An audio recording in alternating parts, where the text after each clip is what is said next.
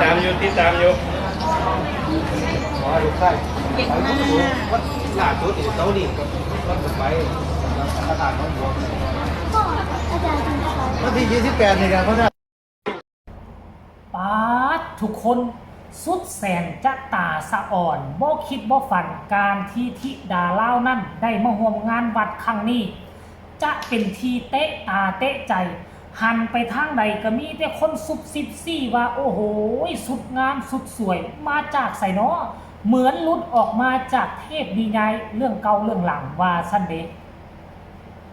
สบายดี FC ทิดาลาวมัดสุขูสู่คนโดยเฉพาะ FC ของข้าพเจ้าเจเบาลาวทั้งสองฝากฟังแม่น้ำคลองกันแล้วกันมาพบมาพ่อกันคลิปนี้โอ้ยมีหลายสิ่งหลายอย่างที่อยากจะนำเสนออยากติดตามข่าวอ้ายไปเที่ยววังเวียงสปปลาวแน่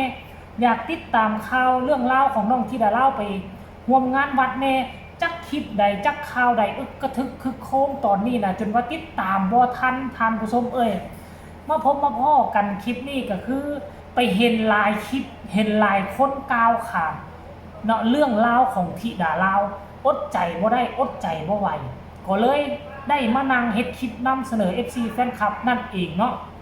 เรื่องราวมันเป็นไปเป็นมาคือแนวใดคนอยู่ในหั่นเป็นร้อยเป็นพันต่างก็ตั้งตาเบิงต่างก็ตั้งตามองเห็นแวบบาทนึงแล้วต้องได้หันมามองอีกบาทนึงท่านผู้ชมคันบ่สั้นละแม่นบ่แจ็บใจเพราะว่าคนเป็นร้อยเป็นพันอยู่งานวัดมีแต่ธิดาลาวใส่ชุดที่แตกต่างหมู่มีธิดาลาวกับไอแต่ว่าน้องชุดน้องธิดาลาวนี่จะเป็นเอกลักษณ์ของไอนี่อยากจะผสมผสานลาวเนไทยเน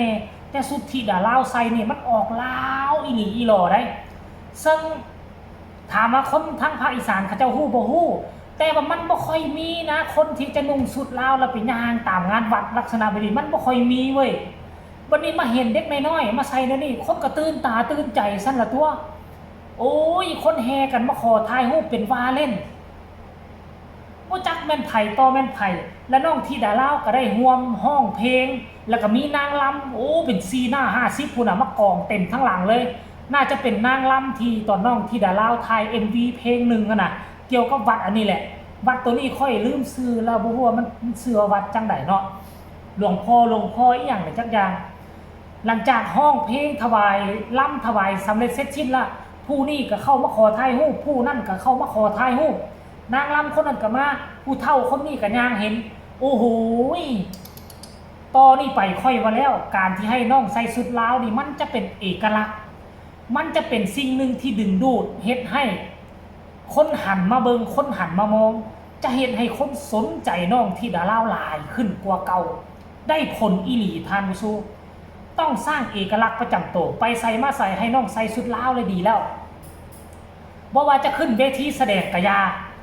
ให้ใส่ชุดลาวเป็นที่ตั้งส่วนชุดหมอลำนั่นเอาเป็นชุดห้องๆไปก็ได้ท่านผู้ชม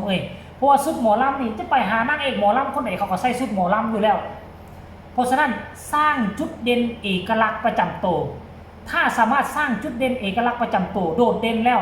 คนจะจดจะจือจะจำว่านุ่งแบบนี้เป็นธิดาลาวนุ่งจังซี่เป็นนักร้องจากฝั่งลาวมาโด่งดังอยู่ฝั่งไทยเขาจะซาลือนามแบบนี้นะท่านผู้ชมรายละเอียดให้ทุกคนไปชมคลิปนี้นำกันก่อนแล้วจังมาพ่อกันในช่วงต่อไปขอบใจคลิปจากพ่อผู้ศรีวิไลไปชมพร้อมๆกันเลยปล่อยมากล้องเดินเลยปล่อยมากล้องเดินเลย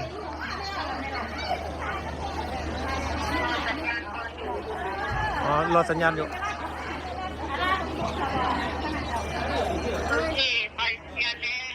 ไปเลยโอเคเลยเดินเลย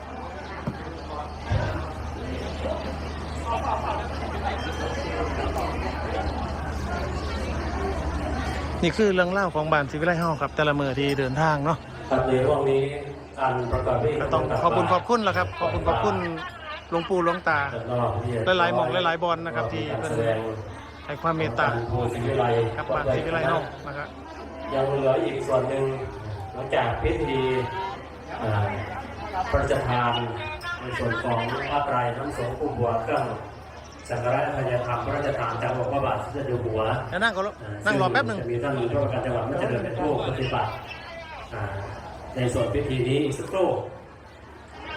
หลังจากเสร็จสิ้นในส่วนนี้แล้ว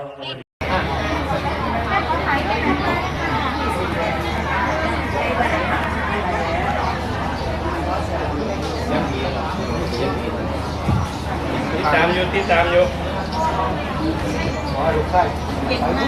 วัดหลาจุดเสานี่กับวัดไปพระธาตุน้องบัววันที่28นี่กันพระธาตุ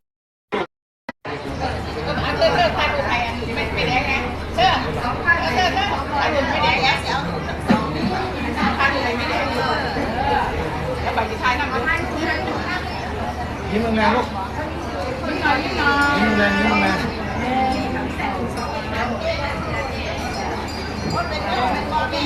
จะเปล่าได้หรูหรา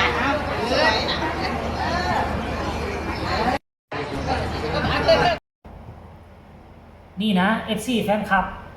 ซุ้มเจ้าเห็นกันแล้วหรือยังเนาะค่อยเห็นแล้วค่อยรู้สึกภาคภูมิใจ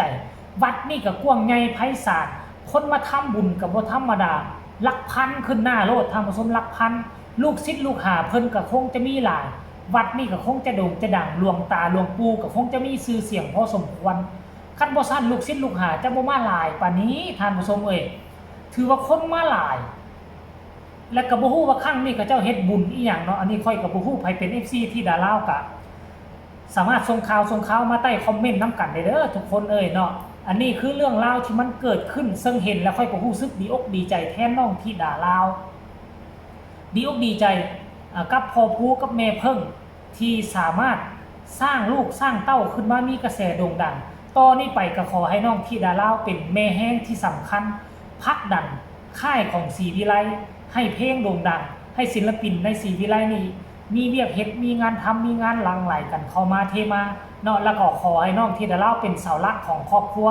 ดูแลทั้งฝั่งไทยดูแลทั้งฝั่งลาวพร้อมๆกันก็แล้วกันเด้อทุกคนเนาะแล้วก็เรื่องราวมันยังบ่ทันจบเพียงซ้ำนี้เรื่องมหัศจรรย์มันเกิดขึ้นหลายในช่วง 2-3 วันที่ผ่านมานี่นะท่านผู้ชมเกิดขึ้นหลายโดยเฉพาะคือคลิปแล้วนี่การยกพระเด็กน้อยเอาเนื้อตู่ซ้ำนี่ยกพระได้ขนาดนั้นเรื่องมหัศจรรย์อีหลีเนาะบ่ว่าจะหลวงตาทักถามบ่ว่าจะหลวงตาบอกว่าคนลุกมาตรฐานสูงดังแน่นอนหลวงตาก็ชื่นชมหลายองค์ชื่นชมหลายท่านผู้ชมเอ้ยซึ่งบ่เคยเป็นแบบนี้มาก่อนนะนับคะแนนความค่านิยมของที่ดาลาวนี่เพิ่มขึ้นหลายเท่าโตเนาะเพิ่มขึ้นหลายเท่าโตเลยมันก็เฮ็ดให้พ่อผู้แม่เพิ่งโว้ยยิ้มเป้ยอยู่แล้วขนาดเฮานี่เป็นแต่ FC แฟนคลับเฮาก็ยังยิ้มเป้ยขนาดนี้แล้วภาษาอีหยังพ่อผู้แม่เพิ่งผู้ที่เป็นพ่อเป็นแม่ผู้ที่เป็นผู้ปลุกปั้นก็แห้งยิ้มเป้ยแห้งดีอกดีใจเท่านั้นท่องว่าท่านผู้ชมเนาะเอ้าสำหรับคลิปนี้ก็เรื่องราวมันก็จบเพียงซ้ำนี้แหละทุกคนเอ้ยก็ขอฝากฟังคลิปนี้เอาไว้ในอ้อมอกอ้อมใจก็แล้วกันฝากกดไลค์กดแชร์กดติดตามที่สำคัญก็อย่าลืมกดค่าบ่ต้องกดข้ามโฆษณาเด้อเบิ่งให้แน่ผู้ละ10-20 วิก็ดีใจพอได้เงินค่าข้าวต้มข้าวนมพอได้เงินค่าดอกค่าเน็ตผู้ใดมีคำตำหนิติชมคำคิดคำเห็นภาพบรรยากาศแบบนี้แล้วพวกเจ้ามีความรู้สึกแนวใดแสดงมาได้เลยทางใต้คอมเมนต์สำหรับคลิปนี้ลาทานผู้ชมไปก่อนสวัสดี